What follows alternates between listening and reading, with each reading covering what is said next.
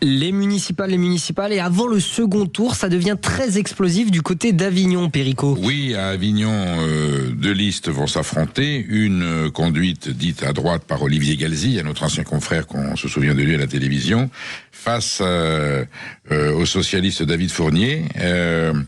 Et la polémique surgit parce que, contrairement à ce que les socialistes ont dit, il y a bien eu donc une fusion entre la liste socialiste et LFI, mais dans la liste LFI, il y a une ancienne suppléante et un collaborateur du député insoumis Raphaël Arnaud qui a été au milieu de la polémique, de la tragédie de Quentin Durand. Donc effectivement, l'équipe d'Olivier Galzi s'insurge et le ton évidemment est monté entre les deux listes.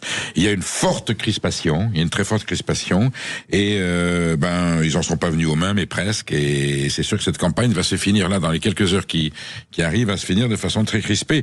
Donc oui, là aussi on est confronté à cette situation, le socialiste Olivier Galzi en face de lui, et puis des gens de la France Insoumise avec parmi la France Insoumise des gens qui ont suscité la polémique, et il y a un gros malaise. On va voir ce que ça donne. Espérons que l'élection se passera quand même dans un relatif apaisement, parce que on parlait tout à l'heure, je parlais du camp républicain. Le camp républicain, il est où là? Il est où le camp républicain? Il est du côté d'Olivier Galzi ou du côté de la liste socialiste et les filles? On peut se poser la question légitimement.